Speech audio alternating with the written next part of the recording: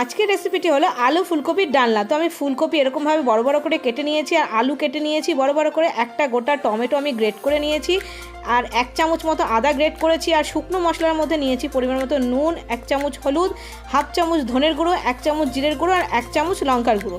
এবার লঙ্কার গুঁড়ো পরিমাণটা তোমরা বাড়িয়ে বা কমিয়ে নিও তোমাদের পছন্দ মতো। কড়াইতে দিয়ে দিয়েছি প্রথমে 2 চামচ তেল। তেলটাকে প্রথমে ভালো করে গরম করে নিচ্ছি, আর এই তেলের মধ্যে আগে আমি ফুলকপি আর তারপরে আলু ভেজে তুলে নেব।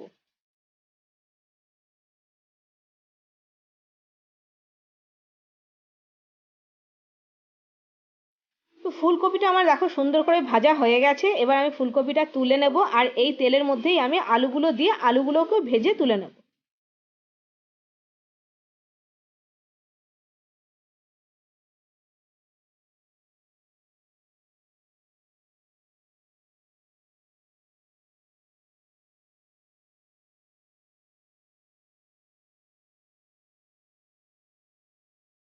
আর আলু আর ফুলকপি দুটোই ভাজার সময় কিন্তু আমি 1 চিমটে নুন আর 1 চিমটে হলুদ দিয়ে ভেজেছি, তাহলে আলু আর ফুলকপির ভেতরে কিন্তু নুনটা ঢুকে যাবে।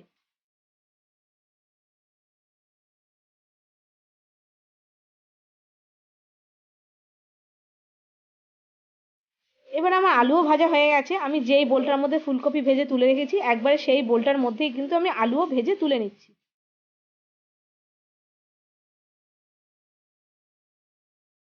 এবার কড়াইতে আমি আবার দিয়ে দিলাম তেল। আমি এখানে 4 চামচ মতন তেল দিয়েছি। তেলটা ভালো করে গরম হয়ে গেছে। তারপর আমি ফোড়ন দিয়েছি। ফোড়নে একটা তেজপাতা, একটা শুকনো লঙ্কা আর একটুখানি গোটা জিরে ফোড়ন দিয়েছি। এবার ফোড়নে একটা সুন্দর গন্ধ আসবে, সেই জন্য আমি একটু নাড়িয়ে নিচ্ছি।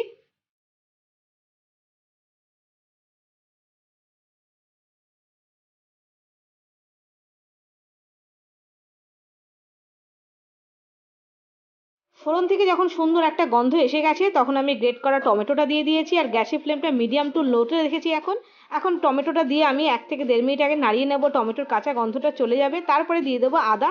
এখানে 1 চামচ মতন আদা আছে। এই ফুলকপির ডালনাটা খেতে কিন্তু ভীষণই ভালো লাগে। ভোগের দিনে খিচুড়ির সাথেও ভোগ দিতে পারো, ফ্রাইড রাইসের সাথেও দিতে পারো, আর গরম ভাতের সাথেও ভালো লাগে প্রথম পাতে। তো এই ফুলকপির ডালনাটা কিন্তু খেতে খুবই ভালো লাগে সব মিলিয়ে। এবার আদা টমেটো একটু যখন কাঁচা গন্ধ চলে গেছে তখন আমি শুকনো মশলা দিয়ে দিলাম, আর শুকনো মশলা দেওয়ার সাথে সাথে বাটিটা ধুয়ে একটু জল দিয়ে দিলাম। এবার ভালো করে মশলাটাকে নাড়াবো, 2 থেকে 3 মিনিট ভালো করে নাড়িয়ে নেব।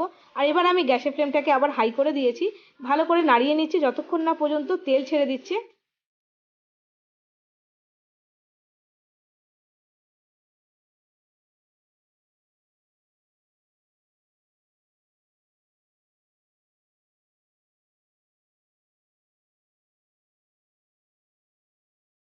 আর এই মশলা কষানোর সাথে সাথেই কিন্তু আমি দিয়ে দিলাম একটুখানি মিষ্টি, মানে 1/2 চামচের কম, 1/4 টিস্পুন মিষ্টি দিলাম।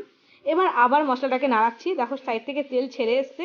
ভালো করে তেল ছেড়ে যাওয়ার পরে তারপরে আমি ভেজে রাখা আলু ফুলকপিটা দিয়ে দেবো। আর এখন আমি মশলাটাকে কিন্তু মিডিয়াম টু লোতে রেখে কষাচ্ছি।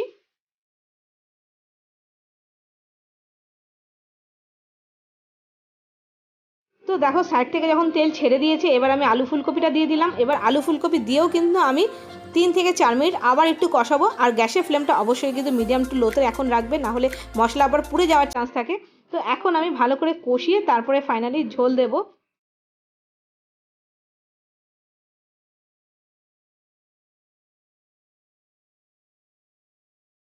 টোটাল 12 মিনিট মতন আমি পুরো মশলাটাকে আলু দিয়ে ফুলকপি দিয়ে সব কিছু ভালো করে কষিয়ে নিয়েছি। এবার আমি 1.5 কাপ মতন ঝোল দিয়ে দিয়েছি। এটা আলু ফুলকপির ডালনা, সেই জন্য একটু ঝোলের পরিমাণটা একটু বেশি দিয়েছি। এখন আমি কড়াইয়ের ঢাকনাটা ঢেকে দেবো।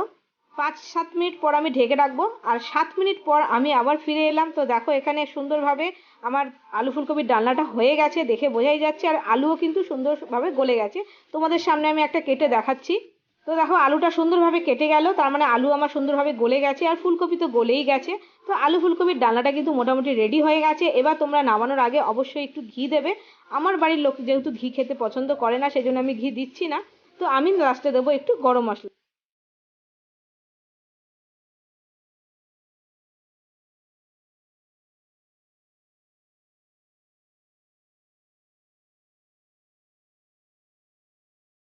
1/4 টিস্পুন গরম মশলা আমি দিয়ে দিলাম। এবার গ্যাসের ফ্লেমটা বন্ধ করে দেবো, আর 2 থেকে 3 মিনিট স্ট্যান্ডিং টাইম রেখে গরম গরম ভাতের সাথে সার্ভ করবো।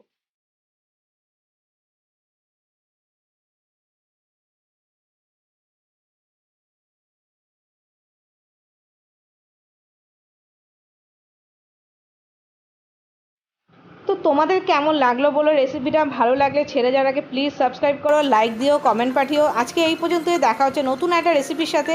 তো আমরা এটা গরম ভাতের সাথে আছে খাচ্ছি, তোমরা কিন্তু রুটি, লুচি, পরোটা, ফ্রাইড রাইস, পোলাও সব কিছুর সাথেই কিন্তু খেতে পারো। Bye bye.